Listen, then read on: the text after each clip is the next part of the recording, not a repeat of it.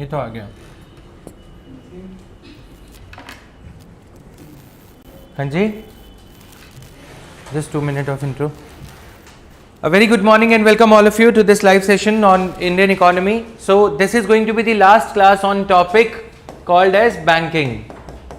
So we have covered pretty many topics under this. Basel norms, banking, interest rate, ये सारा कुछ हमने cover करा है, राइट? तो इसके बाद हम आगे बढ़ेंगे कैपिटल मार्केट पे, but with in next 1 or 1.5 hours let's cover all these topics in a bit of detail. So first of all, priority sector lending. Priority sector lending, अच्छा, टाइप्स ऑफ बैंक्स में ये भी एक topic करना है आज ही.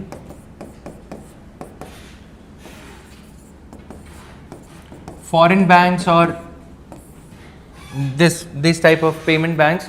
तो टाइप्स ऑफ बैंक्स में एक और बैंक का टाइप रहता है foreign banks, right? How do they operate in India, that also would be covered in today's class itself. A very warm welcome to the online students and to those who would be watching it in the afternoon. ये बाकी students को क्या हुआ?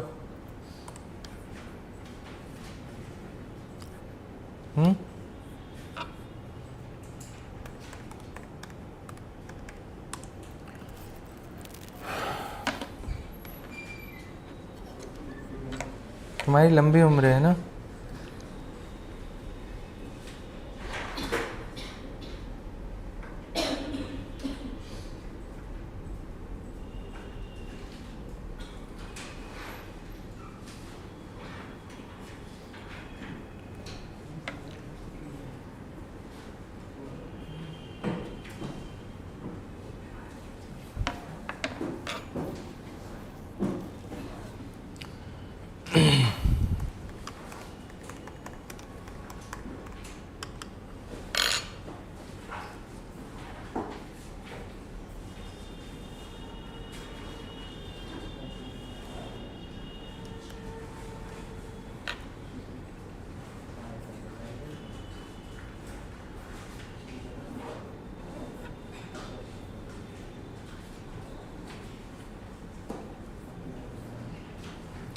So you have a basic idea what do we mean by priority sector lending, right? मतलब प्राथमिकता पे, priority पे उन सेक्टर्स को केटर करना जिन सेक्टर्स को अब तक लोन इजीली नहीं मिल रहे, राइट? सो उसके लिए 40% of the amount is kept as reserved amount out of all the deposits by the banks. जो भी डिमांड डिपॉजिट्स हैं, time deposits by with the banks आते हैं, जो डिपॉजिट होते हैं, उसका 40% बैंक्स को क्या करना है? अपॉर्शन करके रखना है. किनको देने के लिए? प्रायोरिटी सेक्टर को देने के लिए. So just write it down. What are the different categories of priority sector? First of all, categories eligible under priority sector. You can write it this way.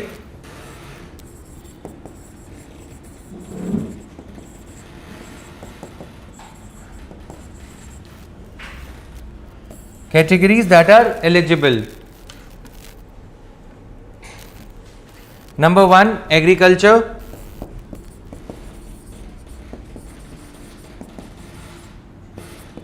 Number 2, micro, small and medium enterprises.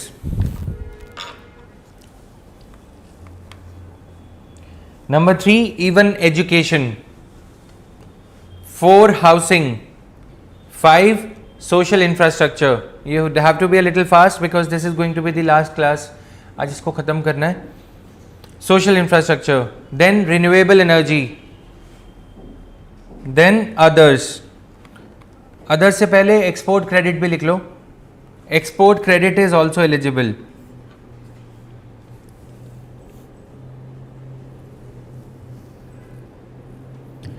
Then एक और भी लिख लो, नया जो add हुआ है.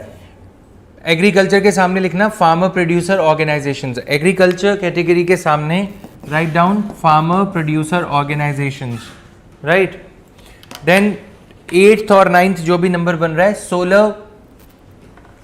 Solar installation of solar grids etcetera, solar grid connected agriculture pumps.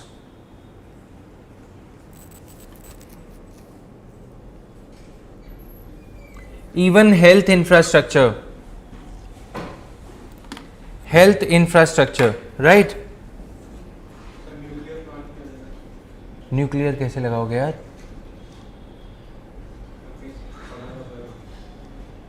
Priority sector lending में nuclear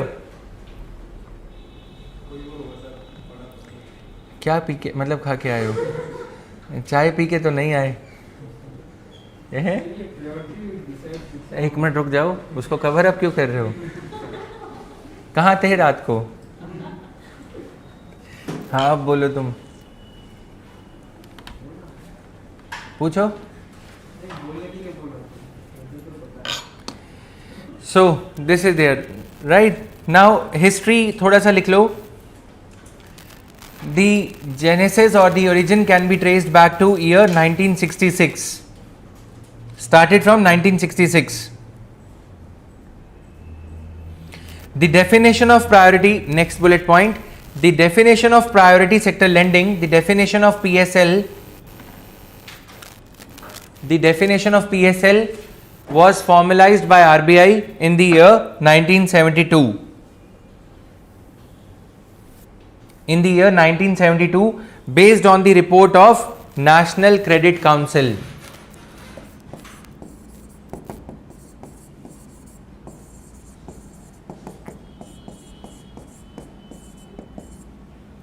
National Credit Council, right?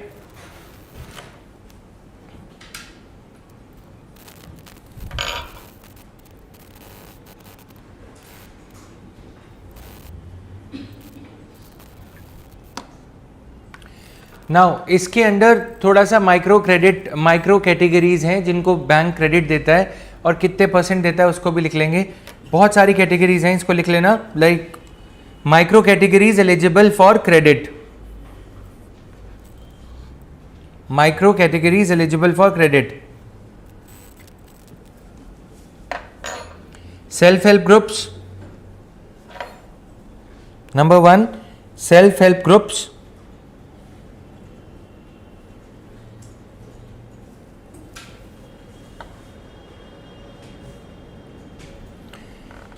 Now beneficiaries, next bullet point, automatically bullet points करते जाना, right? Beneficiaries under the government sponsored schemes, beneficiaries under the government sponsored schemes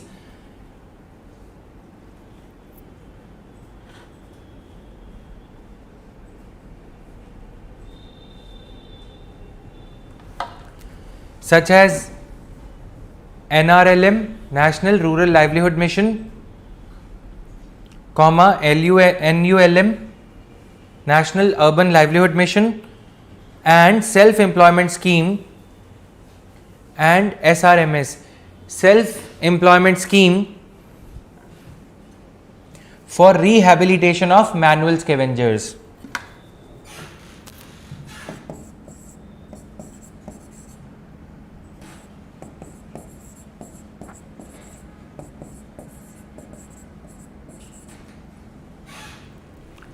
right, ठीक है। उसके बाद persons with disabilities,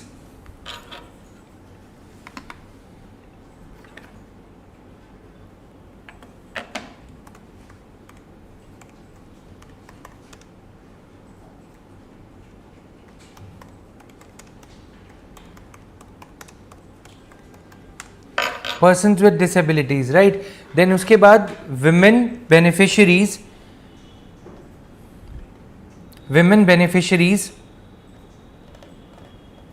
bracket में individual, aside of self help groups, ठीक है, up to ₹1 lakh per borrower, up to ₹1 lakh per borrower। अब इसमें क्या किया गया था? टू मेक प्रधानमंत्री जनधन योजना a success, because accounts open हो गए प्रधानमंत्री जनधन योजना में, बट उसमें कुछ लोग ऐसे थे कि they had a good credit history, right? तो उनको ओवरड्राफ्ट फैसिलिटी दी गई थी, right? Overdraft is you can withdraw in excess from your account, even if you are having 1000 rupees lying in your bank account, you can still withdraw or issue a check of 5000 rupees, ठीक है? So next bullet point would be overdraft facility given to PMJDY beneficiaries, PMJDY account holders.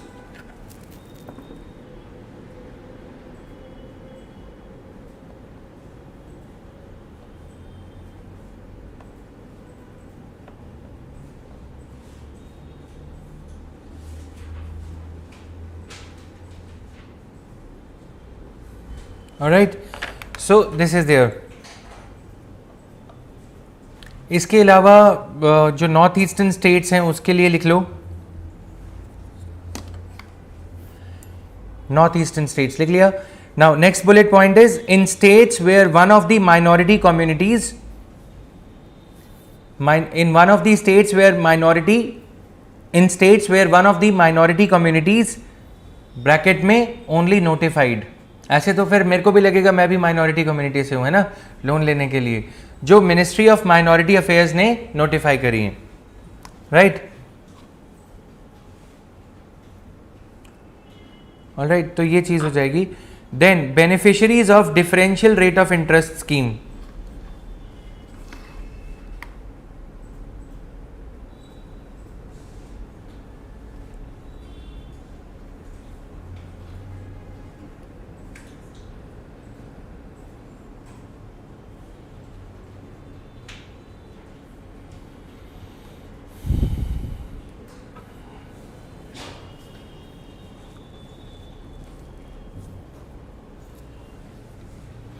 Now total का कुछ ऐसे लिख लो, total 40%,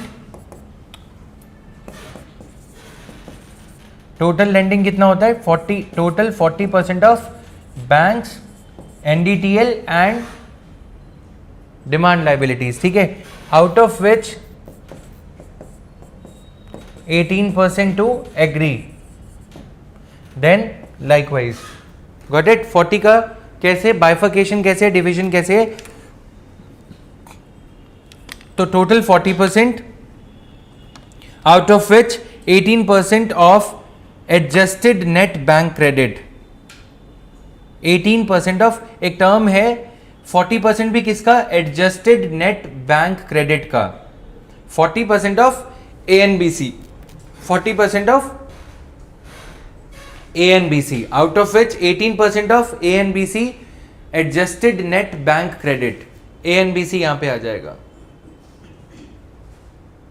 Alright, out of which 18%, right?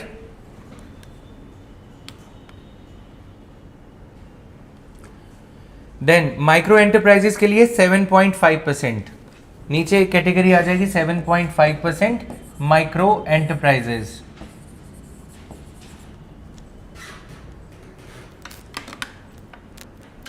Alright,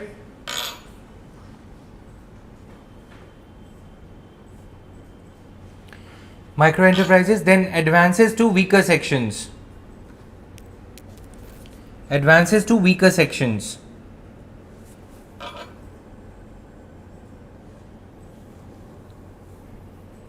कितना होगा,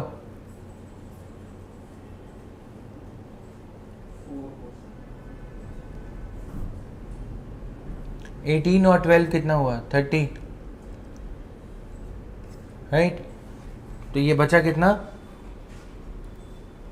18 और 7.5 कितना हुआ, तो इसको सीधा 12% लिखो. 12%, हाँ जी, एग्रीकल्चर जो ये लिखवाया है बच्चे सारा.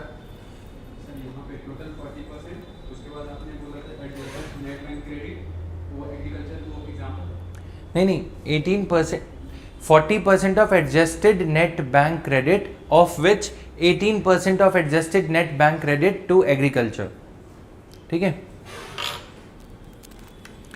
सो दिस इज देयर. अब थोड़ा सा जो बचा वो सेल्फ हेल्प ग्रुप और गवर्नमेंट कभी कभी इंफ्रा, जैसे उन्होंने बोला ना nuclear power plant, he was not wrong totally, but वहाँ पे क्या आ जाता है, जैसे लो कॉस्ट हाउसिंग का कभी टारगेट डिक्लेयर कर दिया, 2.5% का डिस्क्रिशनरी गवर्नमेंट के जो टारगेट्स आते रहते हैं.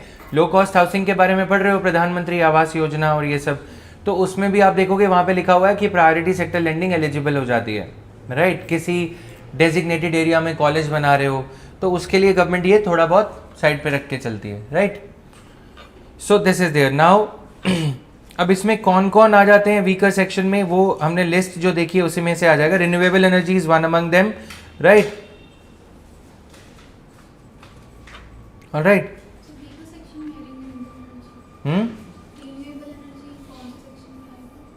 रिन्यूएबल एनर्जी तो अलग हो गया ना, अभी लिखवाया था आपके आने से पहले, ठीक है. So this is there.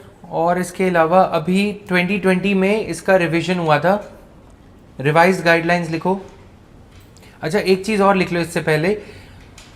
These priority sector, एक क्वेश्चन दे रहा हूं, क्वेश्चन लिखो पहले. Priority sector lending targets are applicable to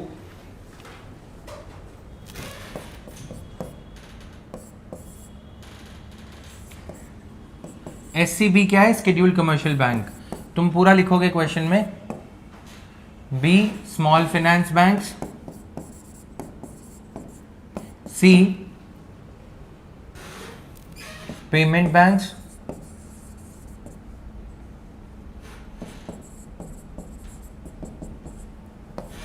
D regional rural banks, E foreign banks.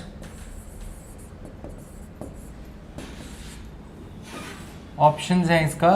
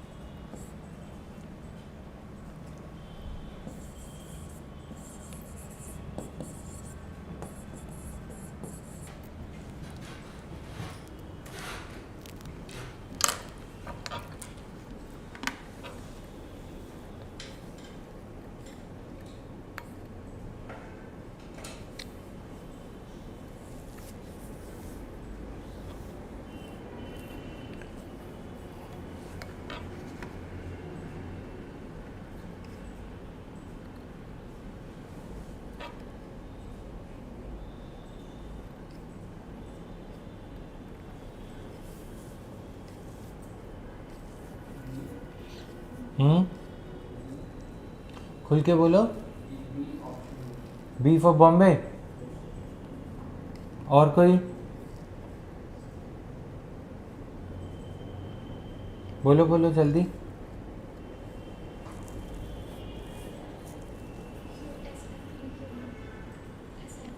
Small finance banks.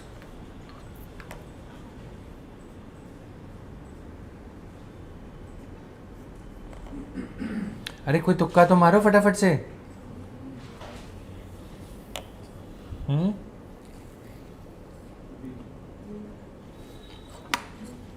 B.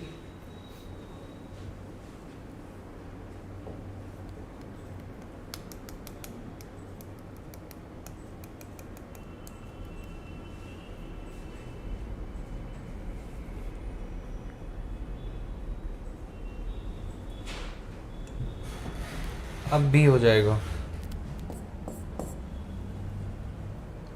Option वो नहीं था उसमें. This is applicable even to foreign banks. ठीक है, अब लिखो. Priority sector lending targets are applicable to. Priority sector lending targets are applicable to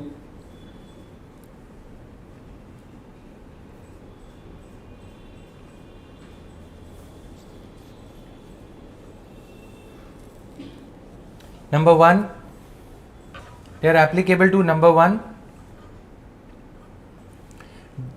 domestic scheduled commercial banks, domestic scheduled commercial banks and foreign banks. domestic scheduled commercial banks बस. second point में foreign banks with 20 branches and above. Foreign banks which are having 20 branches और more. Second point है, ठीक है. Foreign banks with 20 branches और मोर. Done.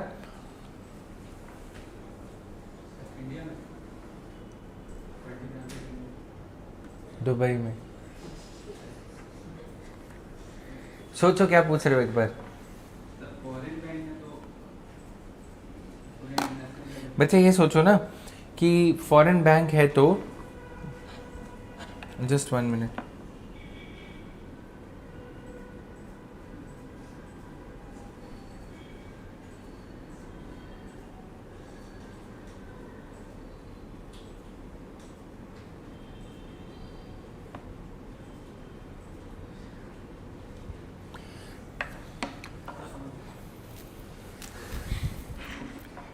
ठीक है। अब मुझे ऐसा बोलना चाहिए था, तुम सोचो उतने में मैं एक मैसेज रिप्लाई कर लूँ, है ना। So foreign banks with less than 20 branches, third point, foreign banks with less than 20 branches, colon explanation.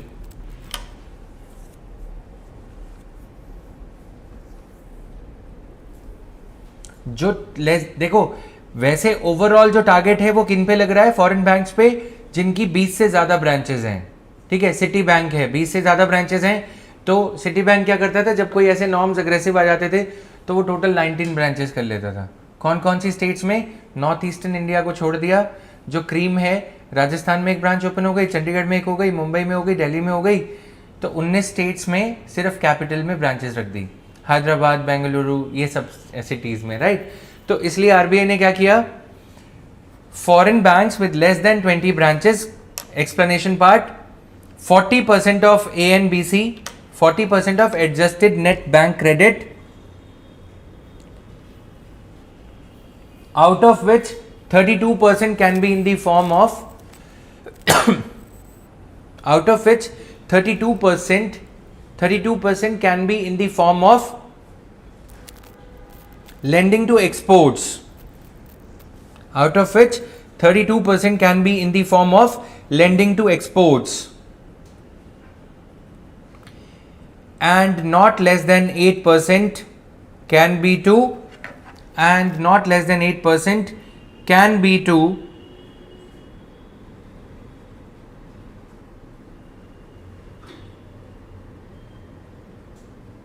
all right, can be to any other priority sector। समझ में आया? मतलब इन बैंक्स ने ये कहा कि we are here, we are in India, जो आपका क्वेश्चन है उसका answer, to cater largely to, देखो फॉरेन बैंक्स इंडिया में ब्रांच क्यों खोलते हैं, ये रिलेटेड है हमारे उससे भी, स्विफ्ट से भी। यहाँ पे सिटी बैंक की ब्रांच है, राइट, और यहाँ पे यूएसए का कोई कस्टमर। अब सिटी बैंक की ब्रांच यहाँ पे due diligence is an important word, सतर्कता बरतेंगे कि कोई नीरव मोदी पत्थर तो नहीं बेच दे रहा यहाँ से, और वहां से पता लगा लेटर ऑफ अंडरटेकिंग दे दिया। समझ में आया? LOU क्या होता है? LOVE नहीं, LOU। LOU क्या होता है? जैसे LO बोला तो कुछ आंखें चमचमाती नजर आई, तो LOU का मतलब है लेटर ऑफ अंडरटेकिंग। ये स्विफ्ट बैंक के लिए इंपॉर्टेंट है। स्विफ्ट बैंकिंग में क्या होता है कि letter of undertaking export credit में बहुत ज़्यादा यूज होता है। मैं PNB का चीफ इंडिया से ये अंडरटेकिंग दे रहा हूं कि बैंक ऑफ अमेरिका या सिटी बैंक जो अपने क्लाइंट को, जॉन को यहां से लोन दे रहा है, मेरा क्लाइंट नीरव मोदी यहां पे उसे रिसीव करेगा, ठीक है, यहां से वो डिस्पैच कर रहा है। PNB ने ये गारंटी दी कि नीरव मोदी जो डायमंड्स बेच रहे हैं, ठीक है, या डायमंड्स जो यहां से कंसाइनमेंट मंगवा रहे हैं यूएसए से या वॉशिंगटन या कहीं से भी, वो ऑथेंटिक है, वो हमारा एक प्रीमियम कस्टमर है, वो डायमंड के पैसे नहीं देगा, तो we undertake vide this, we undertake through this letter of undertaking कि उसके बिहाफ पे हम पैसे देंगे। Got it? अब यहां से डायमंड जो आए, क्या था क्या नहीं था, डायमंड तो थे ही, लेकिन उसको देने की हैसियत नहीं थी नीरव मोदी की। समझ में आया? Fake letter of undertaking issue करवा लिया। तो अब इसमें क्या होता है, जो बैंक बेचारे, जो कम्युनिकेशन होता है बैंक्स के बीच में, क्योंकि यहाँ पे PNB की ब्रांच है और यहाँ पे सिटी बैंक की, राइट। अब दोनों बैंक एक दूसरे को मिसट्रस्ट करते हैं या प्रॉपर ट्रस्ट नहीं डेवलप हुआ होता। ऑब्वियस सी बात है ना, इतनी बड़ी अमाउंट, मतलब $2.5 बिलियन की अमाउंट हो गई, उससे भी ज़्यादा हो गई, 7,500 करोड़ होते हैं 1 बिलियन में। तो अब ये अमाउंट को अंडरराइट करना, अंडरराइट मतलब गारंटी लेना, दोनों बैंक्स, क्योंकि कम्युनिकेशन गैप आ जाएगा, राइट। दोनों अंडरटेक कर देंगे या फिर दोनों अंडरटेक नहीं करेंगे। ऐसा कितना सारा बिजनेस फॉरगो हो रहा होगा। फॉरगो का मतलब समझ रहे हो, जो बिजनेस वो कर सकते हैं लेकिन लेट गो करना पड़ रहा है। क्यों? क्योंकि क्लाइंट ट्रस्टवर्दी नहीं है या फिर कम्युनिकेशन गैप है। अब ऐसी सिचुएशन में फॉरेन बैंक इंडिया में अपनी ब्रांच ओपन कर लेगा तो उसको क्लाइंट की अपने जो उनके इंटरनल प्रोसेसेस हैं ड्यू डिलीजेंस करने के लिए, सतर्कता करने के लिए, जैसे क्रेडिट कार्ड इशू होता है। अब कोई क्रेडिट कार्ड कंपनी HDFC किसी आउटसोर्सिंग एजेंसी से वेरिफिकेशन करवाए कस्टमर के एड्रेस की, तो वो प्रॉपरली हो पाएगी?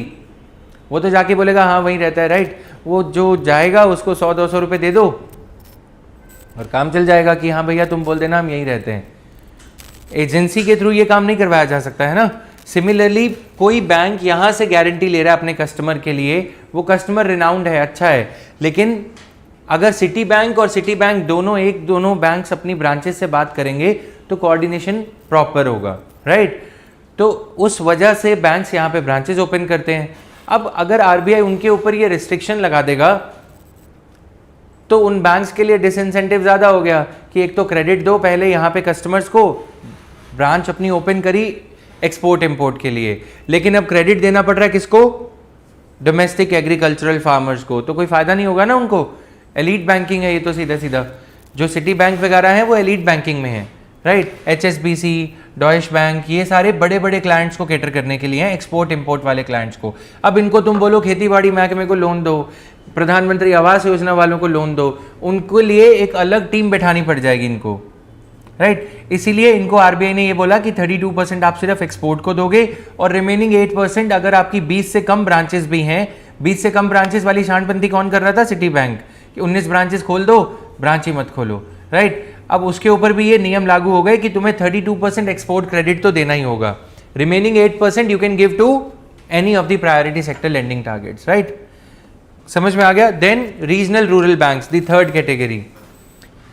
Category regional rural banks.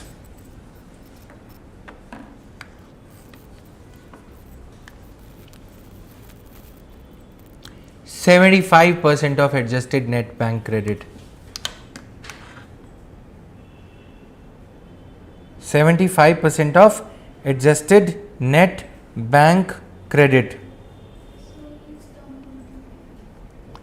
Adjusted net bank credit का मतलब ये है कि जो बैंक क्रेडिट दिया जा रहा है एडजस्ट कर लो उसमें से जो लोन्स डिफ़ॉल्ट हो गए, जो लोन्स नहीं पे हो रहे, उसका एडजस्ट करके। समझ में आया? लोन डिफ़ॉल्ट हो गए वो माइनस करके, अब उसका पूरे का देने बैठोगे तो और दिक्कत हो जाएगी ना। 100 करोड़ है, 100 करोड़ में से 20 करोड़ आया नहीं, अब 20 करोड़ का के ऊपर भी प्रायोरिटी सेक्टर लेंडिंग लगाएंगे तो 80 करोड़ में से पहले ही 100 करोड़ में से पहले 80 करोड़ बचा है और कम हो जाएंगे। समझ में आया? तो ये मतलब है इसका। So then small finance banks 75% of A and B C।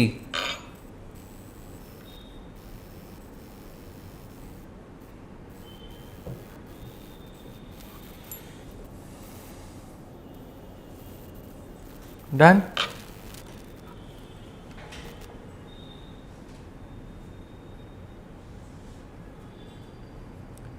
Clear to everyone? Now revised guidelines. This is more important than everything that we have covered.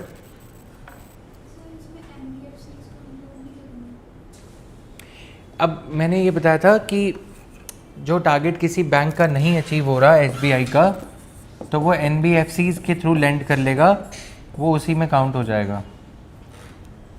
समझ में आया? आप अपने डेलीगेटी के थ्रू भी, डेलीगेटी हो गया ना, ये डेलीगेट कर रहा है इसको काम, उसके थ्रू भी कर सकते हो। माइक्रो फाइनेंशियल इंस्टीट्यूशंस के थ्रू भी कर सकते हो। बैंक्स में नहीं आएगा बच्चे।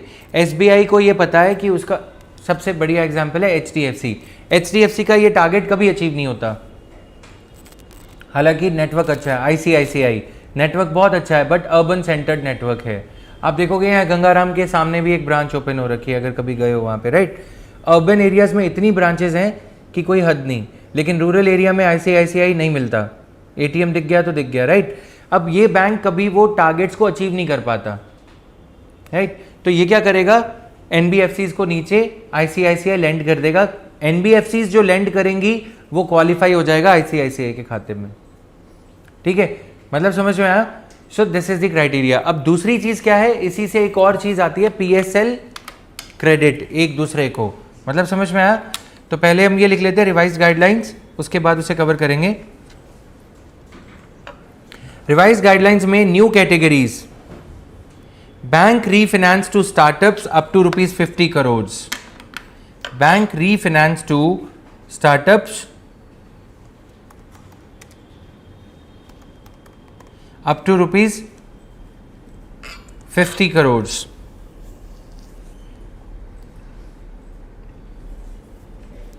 Comma loans to farmers for installation of solar power plants, ये हमने कर लिया पहले cover.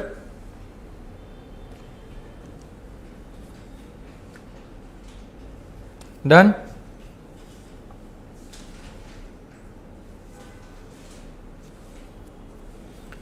Now credit, next bullet point, credit for renewable energy, health infrastructure.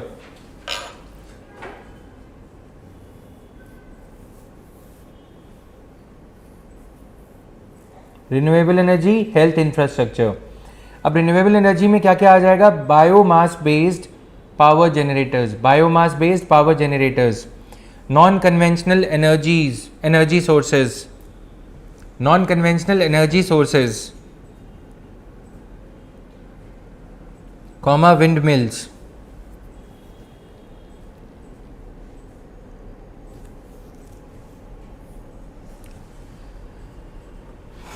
इनके लिए लोन कितना एलिजिबल है, up to ₹30 crore.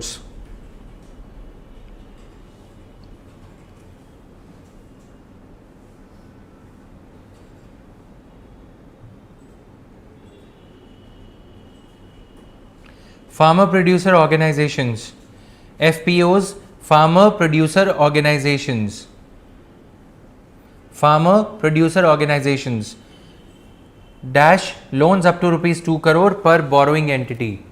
Farmer producer organization, what is it? What is the meaning of farmer producer organization?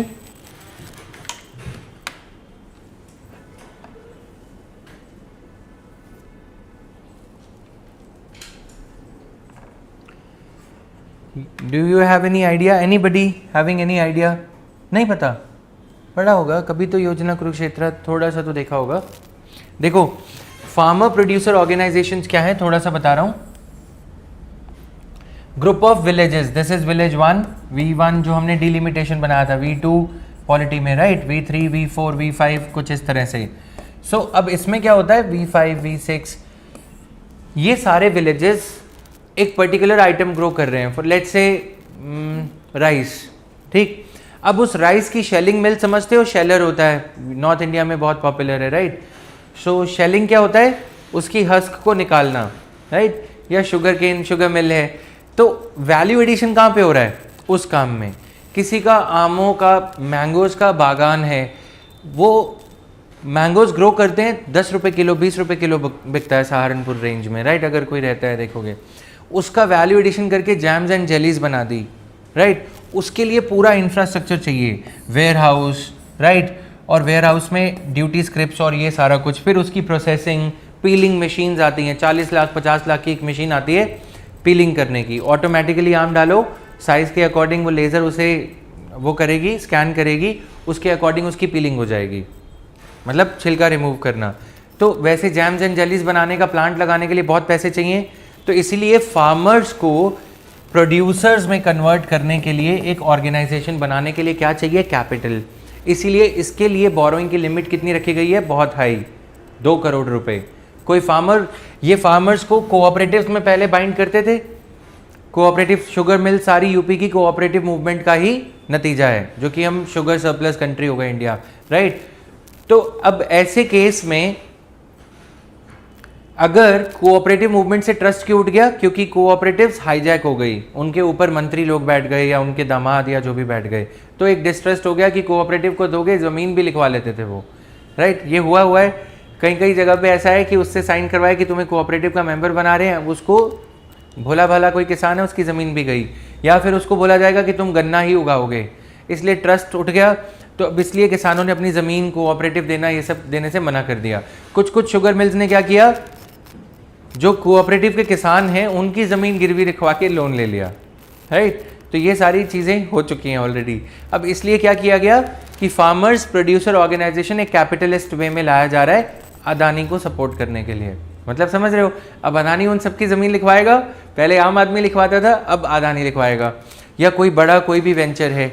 अब राइस मिल वाला honour जो किसान को लूटता था पहले ये कह के कि तुम्हारा दाना जो है टुकड़ा है या अच्छा नहीं है, स्ट्रांग नहीं है, यूं करो टूट जा रहा है, तो वो सारी चीज़ें साइडलाइन करने के लिए जो राइस मिल लगती है 15 से 20 लाख रुपए लगते हैं राइस मिल के, लेकिन अगर एक सीज़न अच्छा चला गया तो 1-1.5 करोड़ का फ़ायदा हो जाता है, राइट। तो इसीलिए फार्मर प्रोड्यूसर ऑर्गेनाइजेशंस बनाने के लिए सरकार अब लोन दे रही है। एक तरह से सेल्फ हेल्प ग्रुप के वे में इस एरिया के सारे फार्मर्स पूलिंग ऑफ लैंड करेंगे, pooling of resources, pooling of produce and warehousing facility उनको दी जाएगी ताकि उनको डिस्ट्रेस सेलिंग ना करनी पड़े। डिस्ट्रेस सेलिंग क्या है, मजबूरी में आके बेचना कि फसल खराब हो जाएगी, अगली बारिश आते ही जो है खुले में रखा अनाज या चावल खराब हो जाएगा। तो इसलिए वेयर हाउसिंग फैसिलिटीज वगैरह बनाना, राइट। इससे रिलेटेड और कॉन्सेप्ट क्या है, ई वेयर हाउस रिसीट्स, समझते हो, ई वेयर हाउस रिसीट्स। अगर मैं कोई किसान हूं, मैंने 10 क्विंटल या 10 टन अनाज रखा गोदाम में, अभी वो 80 रुपए किलो बिक रहा है, लेकिन मैं उसको अभी वो 80 रुपए किलो बेच रहा है, लेकिन उसको 100 रुपए किलो 120 रुपए किलो बेचना है। लेकिन अभी टाइम ऑपरच्यून नहीं है क्योंकि ग्लट सप्लाई में बहुत ज़्यादा ओवर बम्पर क्रॉप हुआ है, ओवर प्रोडक्शन हो गया, तो उस टाइम पे क्या करना पड़ेगा, मजबूरी में बेचना पड़ेगा। तो क्यों ना वेयर हाउस में उसको अपना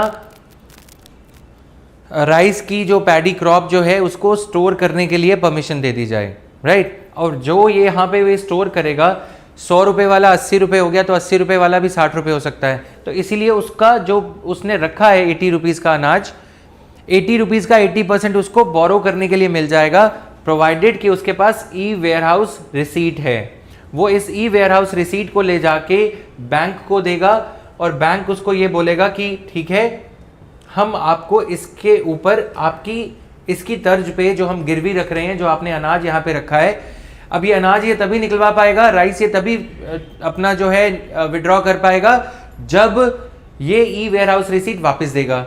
लेकिन ये गिरवी रख दी बैंक के पास, बैंक ने इसकी तर्ज पे इसकी किसान क्रेडिट कार्ड की जो लिमिट थी 10,000 रुपये बोरोइंग की, उसको 50,000 कर दिया ताकि ये नेक्स्ट क्रॉपिंग साइकिल के लिए अपना नेक्स्ट क्रॉप के लिए अपना लोन बोरो कर सके। समझ में आया? इससे क्या होगा, फार्मर को जो मजबूरी में आलू बेचना पड़ता है, जब डीमोनेटाइजेशन हुई थी, like one of my friends they had this cold storage in UP, ठीक है।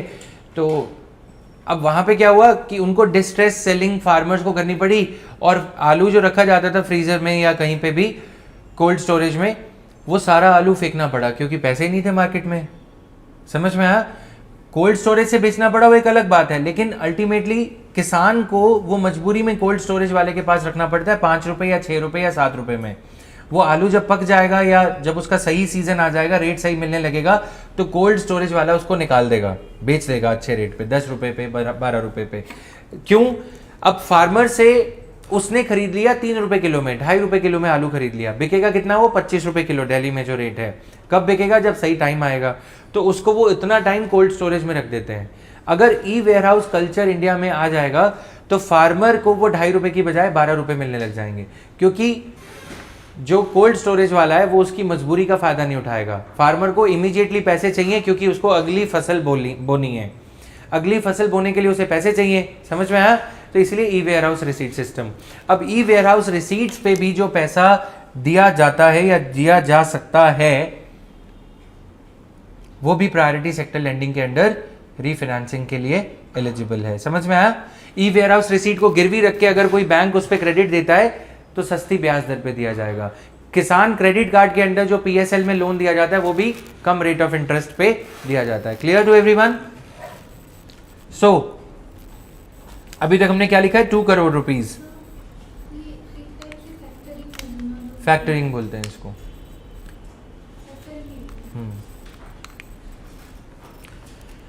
ठीक है। Then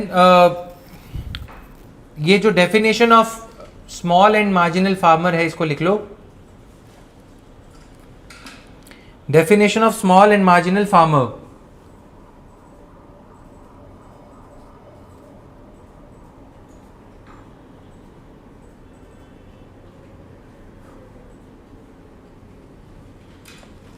Definition of small and marginal farmer.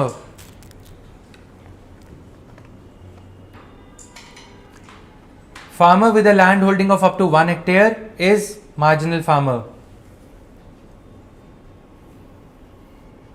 Farmer with a land holding of up to 1 hectare is marginal farmer. Second, farmer with a land holding of more than 1 hectare. Farmer with a land holding of more than 1 hectare and up to 2 hectares is small farmer.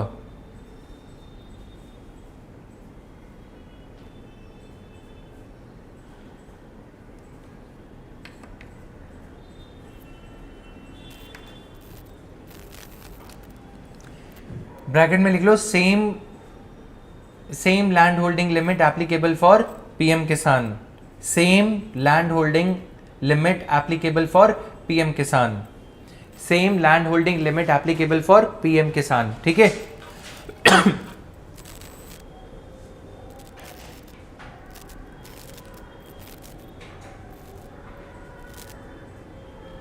Next bullet point for eligibility वाले जो points हम लिख रहे थे. Bank loans up to a limit of ₹10 crore per borrower. Bank loans up to a limit of ₹10 crore per borrower.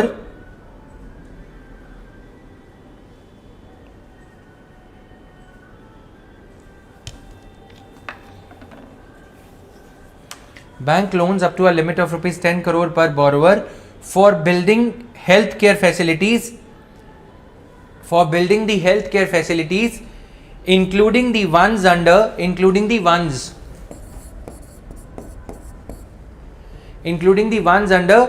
Ayushman Bharat, in tier 2 to tier 6 cities.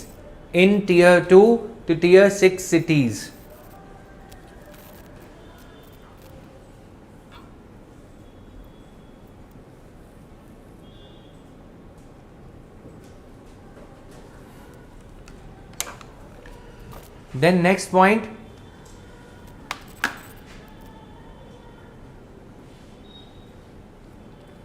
Aspirational districts programme पता है किसी को क्या है? वो तो पता है, मतलब इसका एक्सप्लेनेशन बताओ. एस्पिरेशनल डिस्ट्रिक्ट्स इनको कहा गया है लैगर्ड्स हैं, जो पीछे रह गए हैं, है ना. एस्पिरेशनल डिस्ट्रिक्ट्स के प्रोग्राम के अंडर जो एलिजिबल डिस्ट्रिक्ट्स हैं, जिन डिस्ट्रिक्ट्स को एस्पिरेशनल डिस्ट्रिक्ट सुन लो पहले, जिनको एस्पिरेशनल डिस्ट्रिक्ट्स कहा गया है, वहाँ पे कोई हॉस्पिटल, कोई MSME एंटरप्राइज को लोन दिया जाता है तो वो भी एलिजिबल माना जाएगा. जिन पिछड़े हुए डिस्ट्रिक्ट्स को एस्पिरेशनल डिस्ट्रिक्ट कह रहे हैं, ठीक है, वहाँ पे अगर कोई लोन देगा तो वो एलिजिबल माना जाएगा. Right. Now aspirational districts eligible हैं, ठीक है, by ranking districts on the basis of per capita credit flow, by ranking districts on the basis of per capita credit flow to priority sector.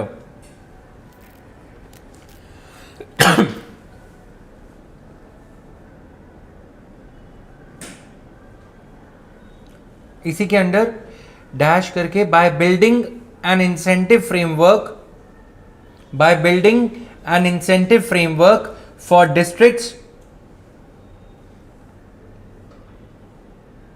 with comparatively low flow of credit. For districts with comparatively low flow of credit.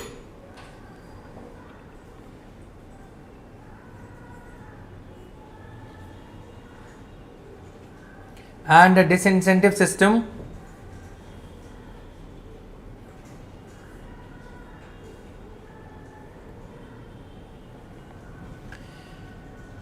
for districts with high flow of credit. इसको समझो एक बार क्या बोल रहा हूं मैं।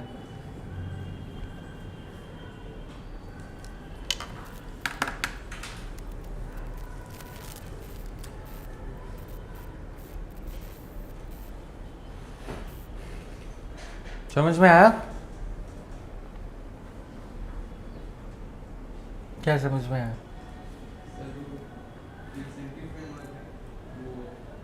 देखो weighted average दे रहे हैं, ठीक है, ये चीज़ें इंटरव्यू में भी काम आएंगी। और एक कलेक्टर के वैसे सोचो या एक फिनेंस सेक्रेटरी के वैसे सोचो कि अगर मुझे उन डिस्ट्रिक्ट्स में ज़्यादा क्रेडिट मिलेगा, यानी कि अगर किसी बैंक ने 40% का, मान लो 10,000 करोड़ है, वो अगर किसी ऐसे डिस्ट्रिक्ट को दिया जहाँ पे क्रेडिट का फ्लो कम है, तो वो 10,000 करोड़ का 12,000 करोड़ गिन लिया जाएगा।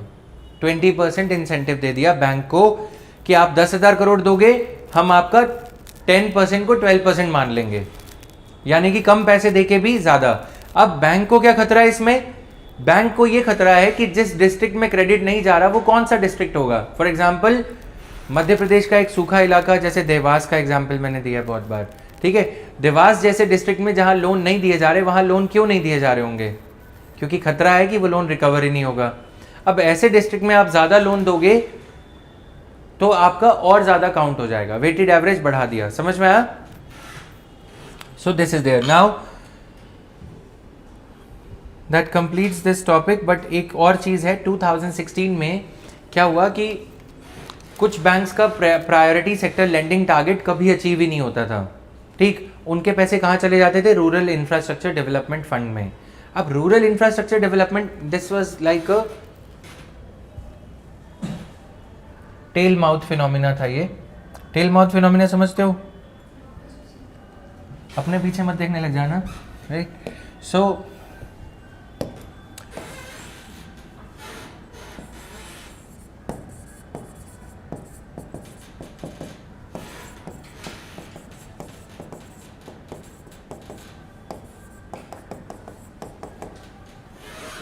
बैंक के पास पैसे आए, डिपॉजिट्स, बैंक को लोन लेंड करने हैं जिनको हम बोल रहे हैं priority sector loans.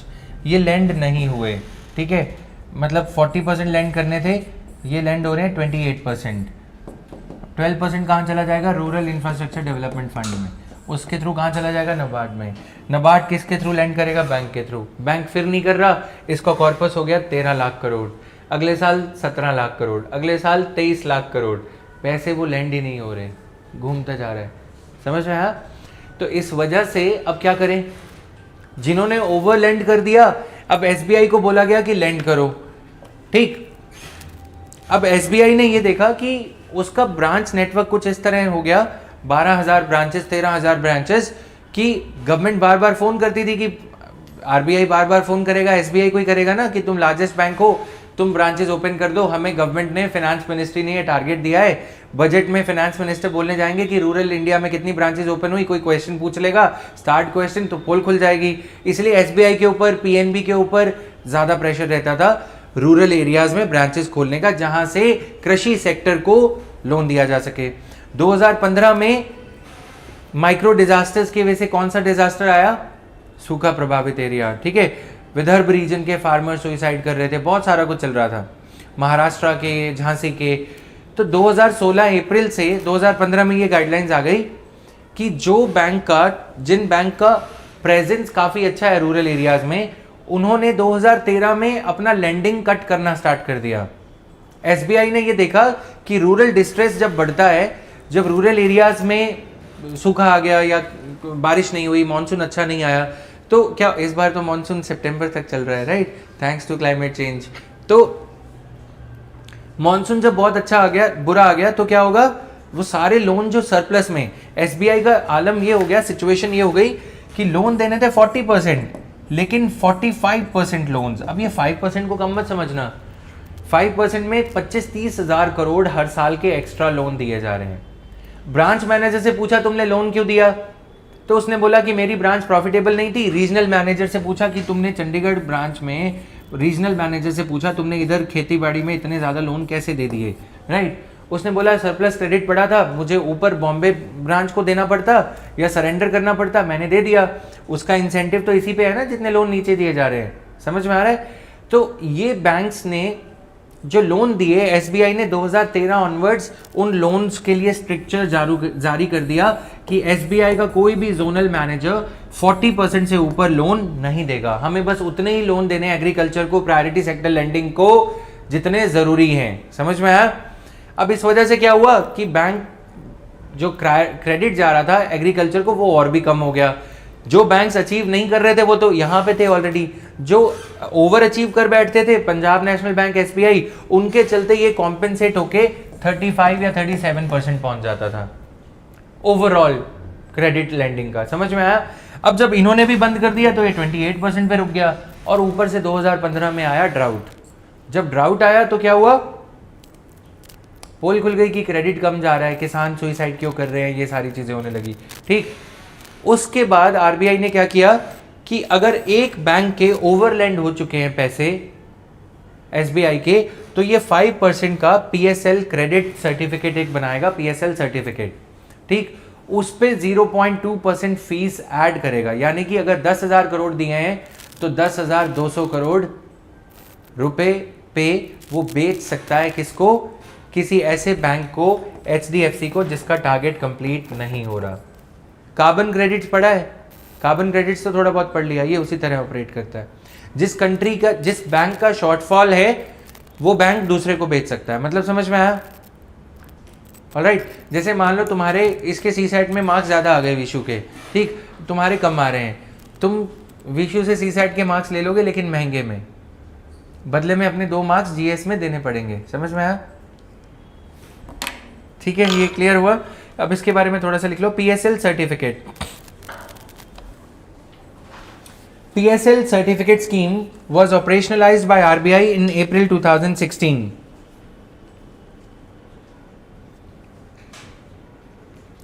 On the basis of recommendations of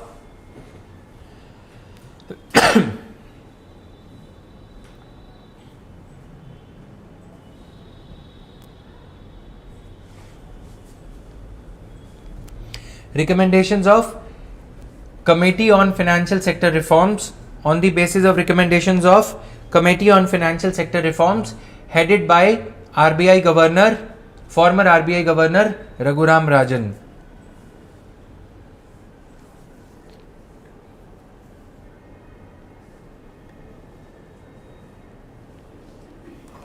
Done? The scheme is based on market mechanism. The scheme is based on market mechanism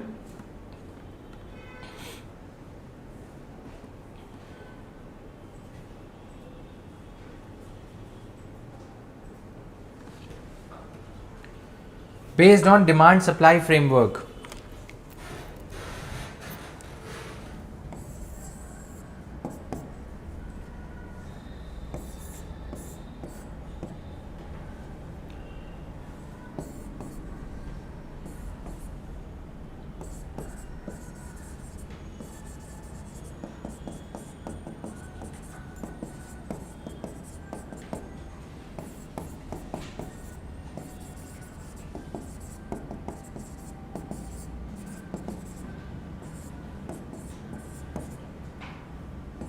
ये बना लो फटाफट से, ये सेल्फ एक्सप्लेनेटरी है, देखोगे अपने आप क्लियर हो जाएगा।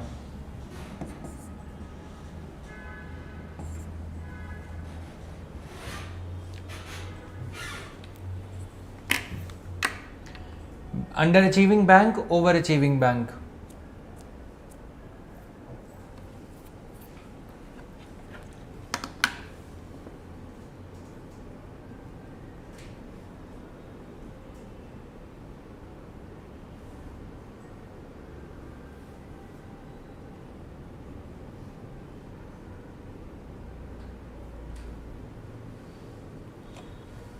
डन?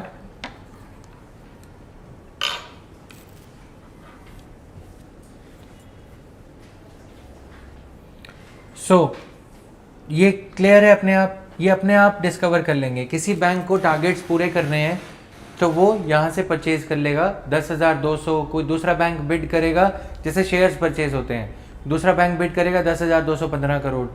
10,000 के जो प्रायोरिटी सेक्टर लेंडिंग सर्टिफिकेट्स हैं वो 10,100, 10 करोड़, राइट। और ये ऑपरेटिंग कॉस्ट जो बैंक को, एसबीआई को रूरल ब्रांचेस ऑपरेट करने में पड़ रही है, वो भी इसमें आ जाएगी। Clear?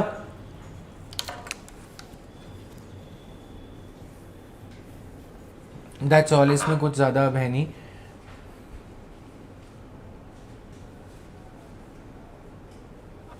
Alright,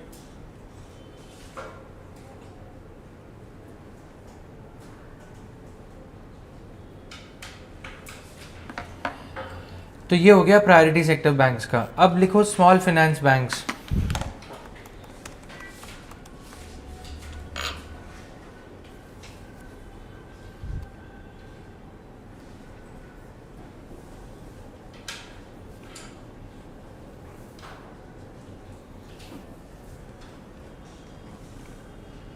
Small finance bank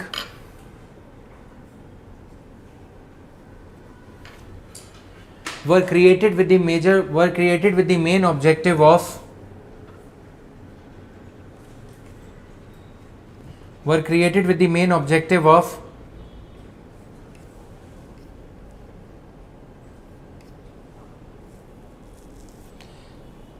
providing financial services to underserved and unserved.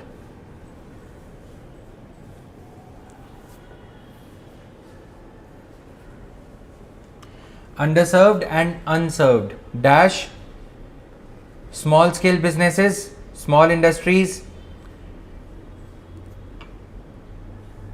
dash MSMEs in general,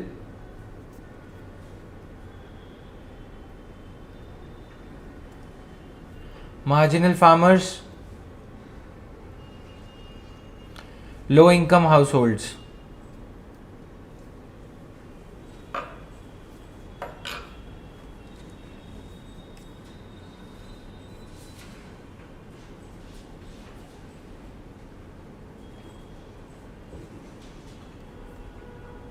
done है।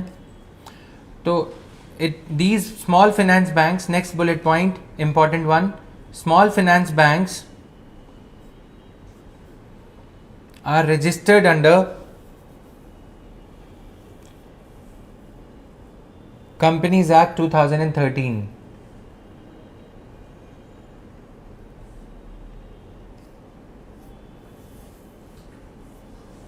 Companies Act 2013 as a public limited company.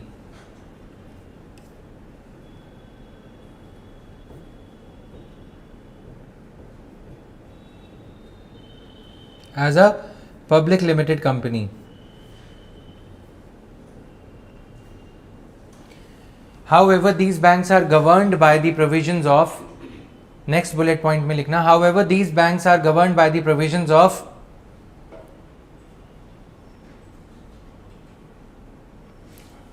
arrow number 1, next line में number 1, Banking Companies Regulation Act 1949, Banking Companies Regulation Act 1949, second, RBI Act 1934, RBI Act 1934, third, FEMA, Foreign Exchange Management Act 1999, Payment and Settlement Systems Act 2007, Payment and Settlement Systems Act 2007. Did we cover this Payment and Settlement Systems Act? इसको भी cover करना है।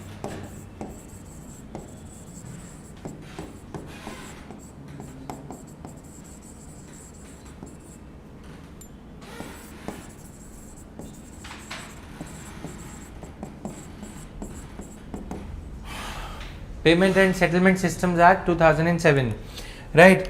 Then credit information companies, bracket में regulation, Credit Information Company Regulation Act 2005, Deposit Insurance and Credit Guarantee Corporation Act, Credit Information Company Regulation Act, Credit Information Companies Regulation Act 2005.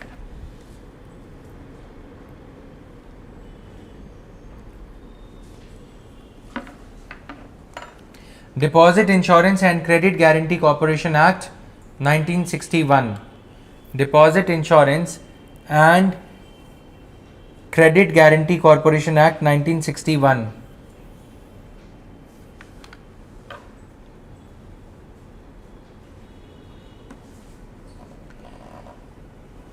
Done? क्यों हंस रहे हो, बता दो।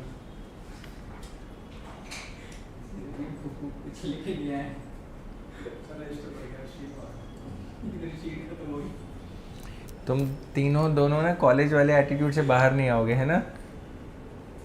ऐसे उठ के आ गए हो।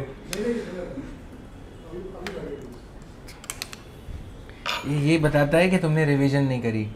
रिवीजन करी होती तो नोटबुक याद आती। बारिश आ गई। ठीक है, देखो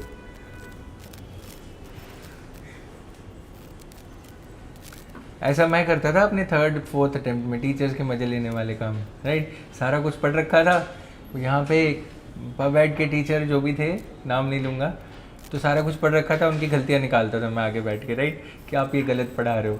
लेकिन 3rd अटेम्प्ट वाला कि चलो एक रिफ्रेशर बैच ज्वाइन कर लेते हैं, होता है ना वो 25-30 हज़ार वाला वो, लेकिन पहले अटेम्प्ट में ऐसे नहीं किया था। लिखो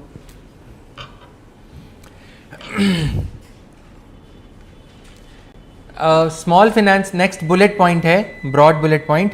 small finance banks will be given scheduled bank status. Underline कर लेना, scheduled bank status once they commence their operations.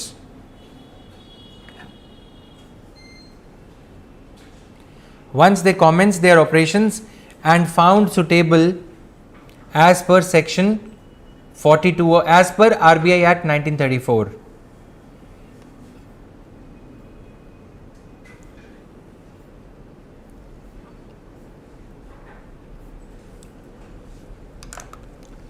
Now write down eligible promoters. Eligible promoters.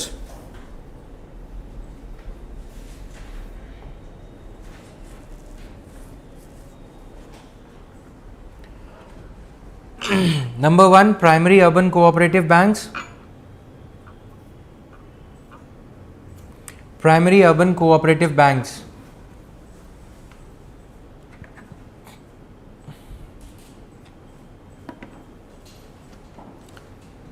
Which voluntarily want to convert themselves into small finance banks.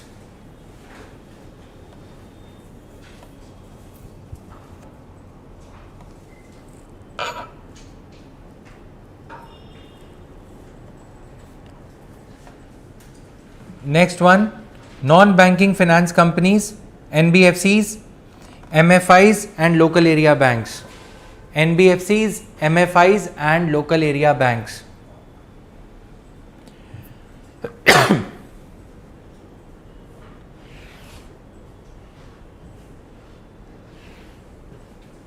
NBFCs, MFIs and local area banks. That are controlled by residents.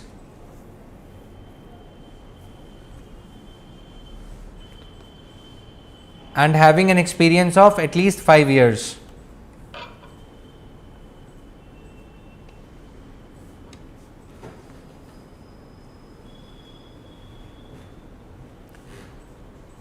ठीक है। Third one, resident individuals slash professionals. Resident individuals slash professionals, either singly or jointly, either singly or jointly, each having at least 10 years of experience in banking and finance.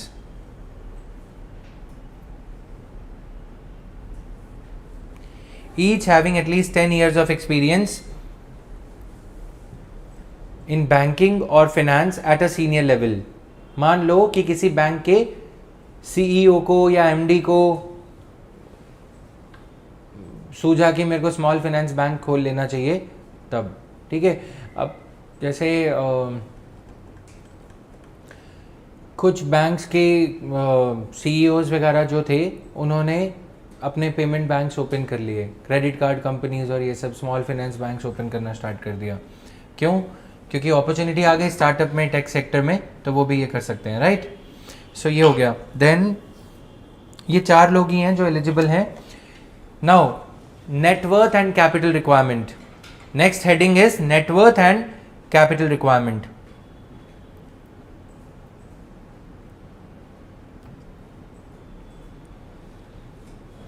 Minimum net worth of small finance bank shall be rupees 100 crores. Minimum net worth of small finance bank shall be minimum rupees 100 crores. However, they will have to increase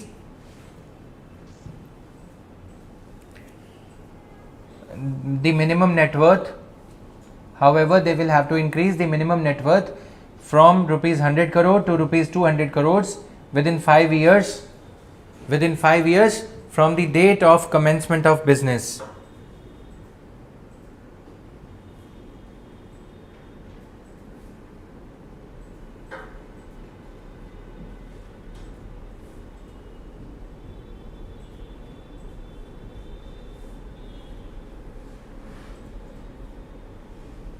Within 5 years from the date of commencement of business. Clear? RBI fit and proper criteria लिख लो, fit and proper.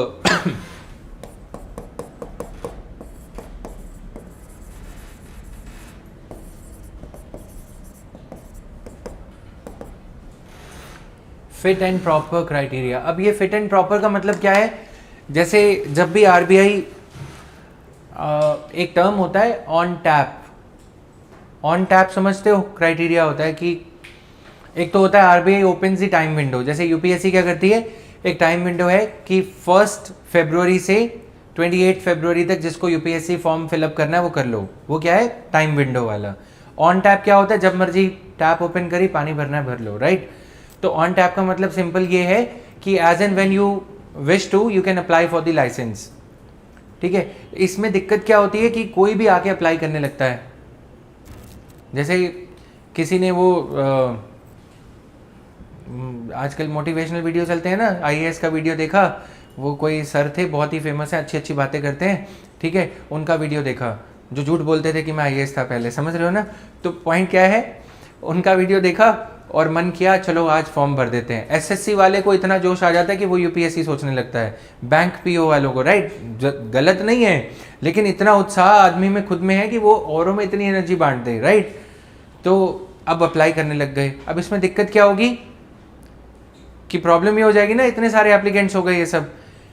इसी तरह से RBI ने ये बोला कि हम किसी की एप्लीकेशन को रिजेक्ट करेंगे। मान लो यूपीएससी बोले कि फिट एंड प्रॉपर क्राइटेरिया के हिसाब से हम चुनेंगे। यूपीएससी के पास एक डिस्क्रिशन आ गया ना कि हम जिसको कैंडिडेट मानते हैं वही आएगा। लेकिन यूपीएससी ऐसा किस स्टेज पे करती है? इंटरव्यू स्टेज पे। उसके अलावा तो नहीं है ना। उसके अलावा तुम फिर आर्टिकल 14 पढ़ने लग जाओगे कि राइट टू इक्वालिटी, मैंने भी एग्जाम क्लियर किया है, मुझे कैसे निकाल दिया। इसी 2 ऑब्जेक्टिव्स की वजह से कि कोई पर्सन जो ऑलरेडी बैंकिंग में, कोटक महिंद्रा बैंक है, अंबानी, अदानी, कल को अदानी बैंक लेके आ जाए, तो अगर आरबीआई को ये लगेगा कि इससे कैपिटल, इससे बैंकिंग सेक्टर का, फाइनेंशियल सेक्टर का मोनोपोलाइजेशन हो सकता है, या कोई पर्सन की क्रेडिट वर्दीनेस अच्छी नहीं है, हालांकि वो 5 इयर्स में अच्छा चल रहा है, लेकिन पीछे कोई विजय माल्या कल को आ जाए, 5 साल में गंगा नहाता रहे, रोज डुबकी लगाए और बोले कि मैं ठीक हो गया, अब मतलब समझ रहे हो, मैंने गीता पढ़ ली और अब मैं लाइसेंस अप्लाई करूंगा, गलत हो जाएगा ना ये। कल को फिर फ्रॉड कर दे लोगों के पैसे के साथ। इसीलिए fit and proper criteria discretion देता है रेगुलेटरी बॉडीज को कि अगर रेगुलेटरी बॉडी को लगेगा कि ये पर्सन फिट है, प्रॉपर है, इसको लाइसेंस देना, बावजूद इसके कि उसकी एलिजिबिलिटी कंडीशंस फुलफिल होती हैं, उनको भी लाइसेंस देने से मना किया जा सकता है। समझ में आया?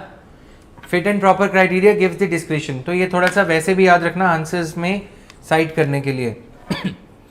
तो RBI would assess the fit and proper status of applicants.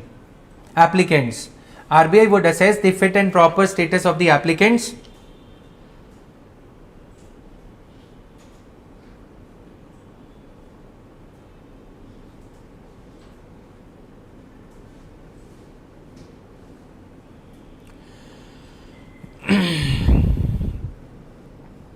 on the basis of their number one,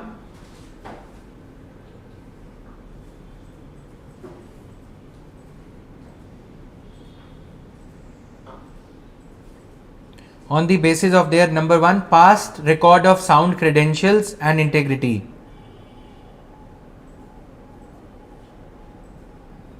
Past record of sound credentials and integrity. Number two, financial soundness and successful track record. Financial soundness and successful track record. ठीक. Now the most important one, अब देखो यहां पे सिर्फ एक Q दे रहा हूं CUE कि कैसे यूपीएससी क्वेश्चन पूछता है. ये सब जो अभी तक पढ़ा है ये किसका काम है? रेगुलेटर का. ताम झाम करो, है ना. जनता को इससे कुछ पड़ी है? नहीं पड़ी. तुम क्या बनने जा रहे हो? जनता के सर्वेंट. तो आरबीआई भी किस में इंटरेस्टेड होगा? ऐसे केसेस में, ऐसे टॉपिक्स में. हमें पढ़ना जरूर है, मुझे पढ़ाना ये सारा मेरी ड्यूटी है, ठीक है. लेकिन तुम्हें ज्यादा फोकस रखना है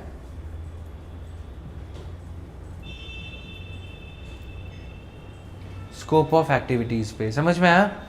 क्वेश्चन स्कोप ऑफ एक्टिविटीज पे. साइंस एंड टेक्नोलॉजी है तो उसकी टेक्नोलॉजिकल मेथड की एप्लीकेशन पे, इन्हीं पे ही क्वेश्चन पूछे जाते हैं. देखते हो ना, सैटेलाइट लॉन्च करी है, क्रायोजेनिक इंजन, ये सब पढ़ना जरूरी है कि लिक्विफाइड ऑक्सीजन लेके जाते हैं, ये सारा कुछ. बट उस सैटेलाइट के बेनिफिट्स क्या होंगे? रिकॉल करो, जब भी PYQ देखा होगा ज़्यादा क्वेश्चन किससे आ रहे होते हैं? एप्लीकेशन. माइक्रोवेव, क्या क्या उसमें पक सकता है, उनको ये नहीं पड़ी. अच्छा, वो कभी कभी पूछ लेते हैं कि कौन सी टेक्नोलॉजी कैसे काम करती है, राइट. लेकिन मेन क्या पढ़ा है? एप्लीकेशन. तो इसीलिए लिखो scope of activities. Number one, basic banking activities of acceptance of deposits and lending.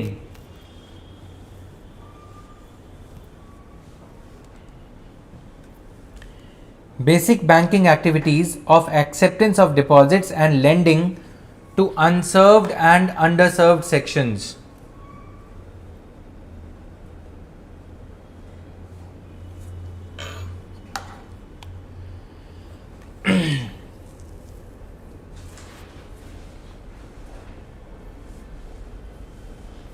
All right. Basic banking activities of acceptance of deposits and lending to unserved and underserved sections.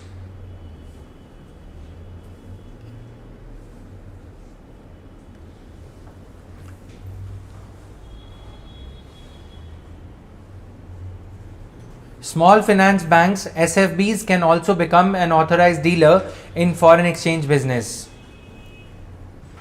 Small finance bank can also become an authorized dealer in foreign exchange business.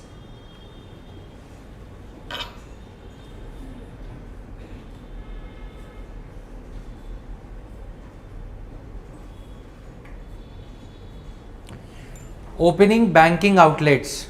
Number 3, opening banking outlets.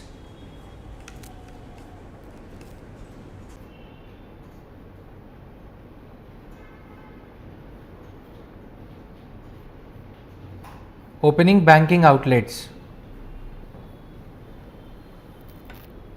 These banks have been given permission to open banking outlets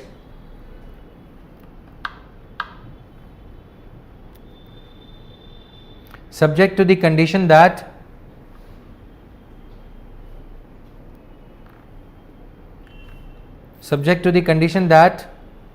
they would be required to open at least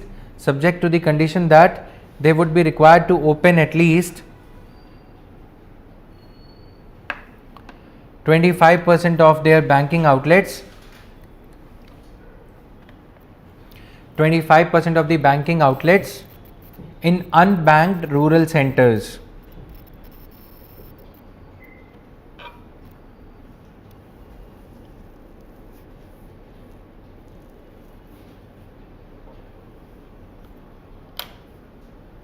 bracket में rural outlet कौन सा होगा?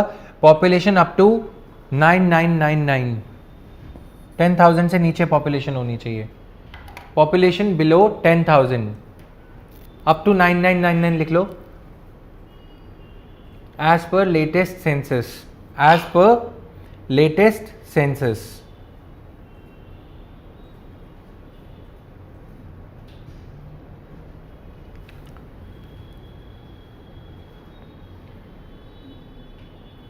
Done.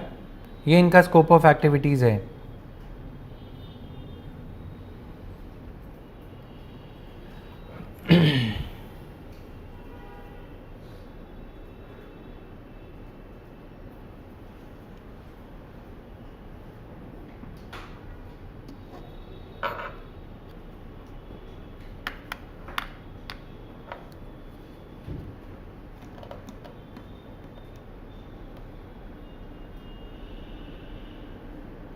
Can they issue a credit card? ऐसा question आएगा. अब बोलो.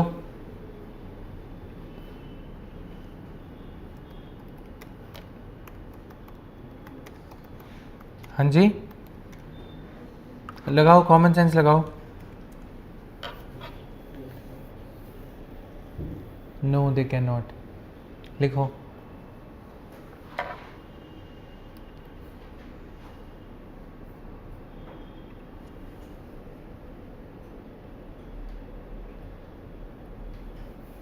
देखो यहाँ पे कॉमन सेंस से कैसे पकड़ोगे? हिंट वहीं पे है जो अभी तक लिखवाया था. दिमाग लगाओ. मैं क्रेडिट कार्ड लिखवा दूंगा, फिर मैं इंश्योरेंस भी लिखवाऊंगा. उन्होंने पूछना कुछ ऐसा है जो मैं नहीं लिखवा पाऊंगा, है ना, क्योंकि वो थियरी में नहीं दे रखा. कॉमन सेंस लगाओ. सी सेट वाली एप्टीट्यूड.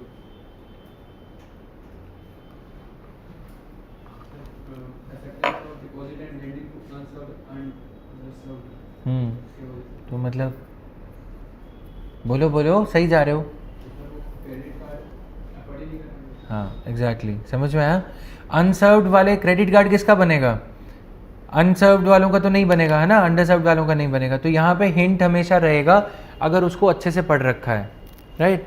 तो that is the thing that you need to learn, कि पढ़ लोगे सारा कुछ, बट ये वो चीज़ है जो प्रैक्टिस से आएगी. Done.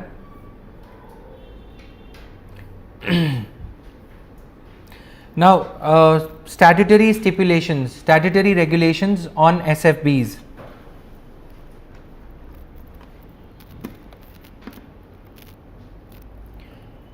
They can distribute mutual funds, insurance products and other simple third party financial products. Scope of activities में भी लिख सकते थे ये. They can, but ठीक है, they can distribute mutual funds. Mutual fund समझ रहे हो ना? म्यूचुअल फंड बेचा 10,000 का, 250 रुपये स्मॉल फाइनेंस बैंक को कमीशन मिल गई, राइट. तो ये बेच सकते हैं, राइट. इंश्योरेंस प्रोडक्ट बेच सकते हैं. And simple third party financial products. Simple होने चाहिए, मतलब ऐसा नहीं है कि यूलिप समझाने बैठ रहे हो उनको. गरीब लोगों को समझ में जो चीज़ें नहीं आएंगी वो नहीं करना है ना. यूलिप क्या है? पढ़ा था ना यूलिप. बोलो पीछे. मिस मत किया करो बच्चे क्लासेस. अब पीछे की क्लासेस रिकॉर्डेड वाली पढ़ी होंगी, है ना. सो they are supposed to lend, next point, they are supposed to lend 75% of their total adjusted net bank credit. They are supposed to lend 75% of their total adjusted net bank credit to priority sector.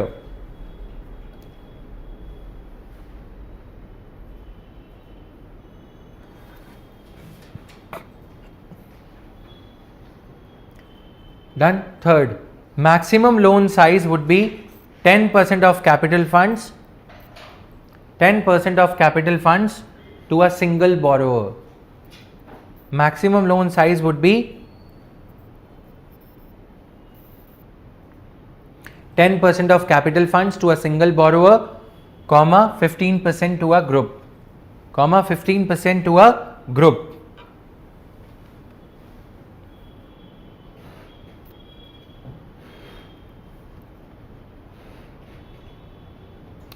अब इसमें क्या है, जैसे कई कई बार जाते हो वो मशीन देखते हो, कलसी गन्ने के जूस की मशीन, या वो आमी काटने वाली जो छोटे छोटे मैंगोज आते हैं ना, कलसी नाम लिखा होता है उस पर। या कहीं पे ऐसे देखोगे सरपंच नाम का कोई छोटा सा ग्रुप बना दिया उन्होंने, ठीक है, या नेताजी करके कुछ मशीन बिक्री होगी गाँव में, ऐसे ही होता है। अब वो सरपंच इतना डोमिनेंट हो गया कि स्मॉल फाइनेंस बैंक से अपना ही सेटअप किया, या किसी का चल रहा है ऑलरेडी, और उनसे 10%, मतलब टोटल जो बैंक की कैपिटल है, टोटल जो लेंडिंग करने जा रहा है बैंक, उसका 10% से ज़्यादा लोन उसको दे रखा है। खतरा है ना इसमें।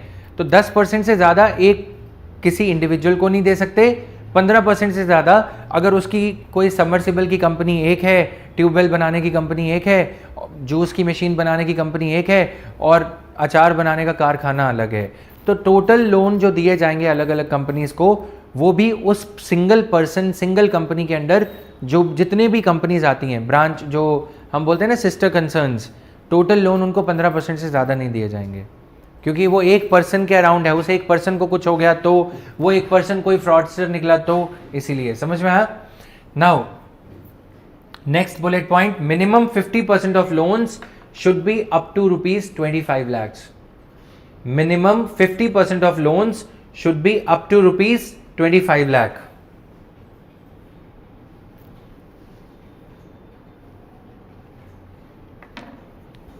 समझ में आया? 50% जो लोन है वो 25 लाख से नीचे नीचे होने चाहिए, या 25 लाख होने चाहिए।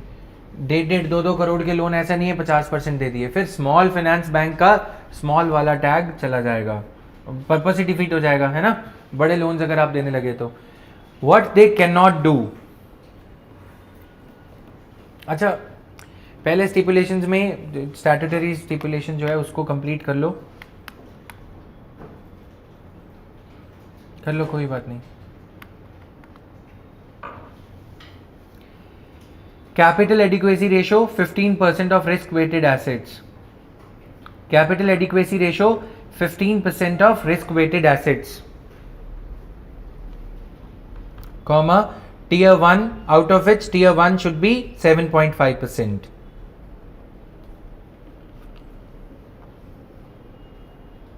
Done? समझ नहीं आया? आपको समझ नहीं आया? देखो फिर पूछोगे ना बच्चे, कैपिटल एडिक्वेसी रेशियो इनको मेंटेन करनी है, बेसल नॉर्म्स, यस, कितना 15%, जिसमें से टीयर 1 कैपिटल यानी कि इक्विटी कैपिटल वाला जो पार्ट है वो कितना होना चाहिए, 7.5%, यानी कि इक्विटी जिनका बैंक है उनको इक्विटी कैपिटल 7.5% लगा के चलना पड़ेगा। समझ में आ गया? देन एफडीआई, अब ये बताओ इसमें एफडीआई एलिजिबल होगी क्या? पढ़ो मत, कॉमन सेंस से सोचो, मतलब इसमें पढ़ाई में आंसर होगा नहीं।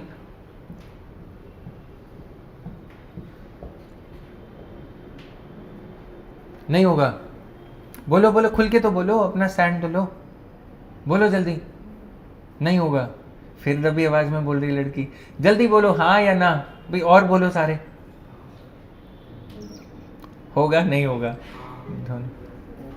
होगा भी नहीं भी होगा। देखो नेचर से लग रहा है कि नहीं होगा, है ना। अब यहाँ पे कोई स्मॉल फाइनेंस बैंक का नाम देखा है आसपास, एप्लीकेशन डाउनलोड करी हो? नहीं देखा। पेमेंट बैंक का देखा है? पेमेंट बैंक भी नहीं देखा। पेमेंट बैंक तो देखा है पेटीएम, है ना। जो टेक्नोलॉजी ये लेके आ रहे हैं उस हिसाब से लगता है हाँ, लेकिन जिस स्ट्रेटा को ये केटर करने जा रहे हैं उस हिसाब से लगता है कि वो स्ट्रेटा क्यों ही करेगा, है ना। वैसे इसमें एलिजिबल है। यहाँ पे थोड़ा कन्फ्यूजन हो जाता है कि अनसर्व्ड एरियाज़ को सिटी बैंक जैसी बड़ी कंपनीज क्यों ही फाइनेंस करेंगी, या फिर स्मॉल फाइनेंस बैंक क्यों ही आएंगे। लेकिन इसमें एफडीआई एलिजिबल है, अलाउड है अप टू 74%। ठीक है, लिख लो ब्रैकेट में, FPIs cannot hold more than 24%। FPIs, foreign portfolio investors, cannot hold more than 24%.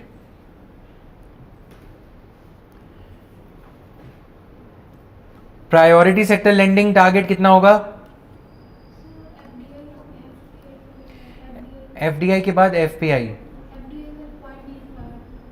FDI मैंने लिखवा दिया, FDI 74% of paid up capital. अब ठीक है, FDI हमेशा पेड अप कैपिटल का ही होता है. ठीक, कैपिटल मार्केट में हम ये समझ लेंगे पेड अप कैपिटल क्या होता है. Priority sector lending requirement, yes, कितना? 75% of adjusted net bank credit. Priority sector lending इनको कितना करना है? 75% of adjusted net bank credit.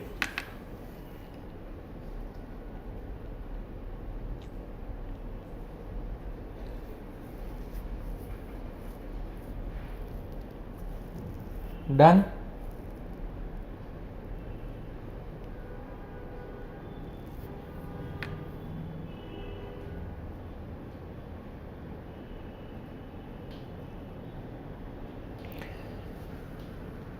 The promoter's stake in paid up capital, in paid up equity capital, the promoter's stake in paid up equity capital will be at least 40% initially.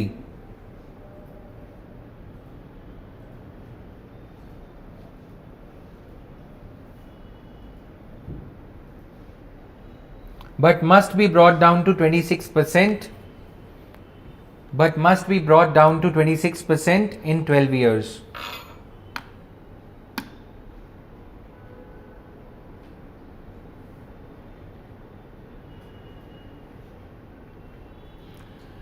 So this is all for small finance banks. Right? Now, is there anything else? Any question that comes to your mind after revising this?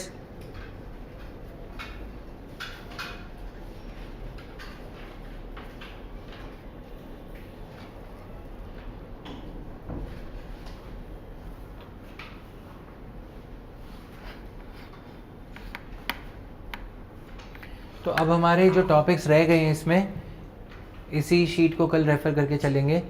This is done, this is done. 1 2 3 कल की class भी जाएगी इसमें. Types of banks में foreign banks थोड़ा बहुत हमने cover कर लिया, ये भी पेंडिंग है. 2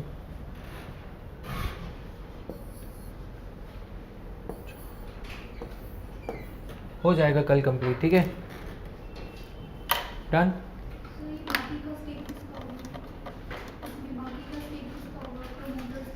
3 साल के अंदर, मैंने वो पॉइंट्स लिखवाए नहीं, 3 इयर्स के अंदर अंदर इनको लिस्टिंग करनी है. लिस्टिंग का मतलब समझ रहे हो? स्टॉक मार्केट में लिस्टिंग हो जाएगी तो पब्लिक के पास आ जाएंगे शेयर्स. डिस्ट्रीब्यूट गवर्नमेंट क्यों आएगी इसमें बच्चे? गवर्नमेंट के पास तो अपने बैंक चलाने के पैसे नहीं हैं. प्रोमोटर, प्राइवेट इक्विटी, FDI सब.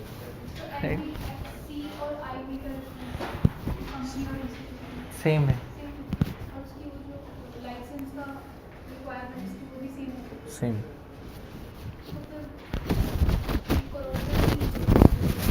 यूज होता है. ठीक है,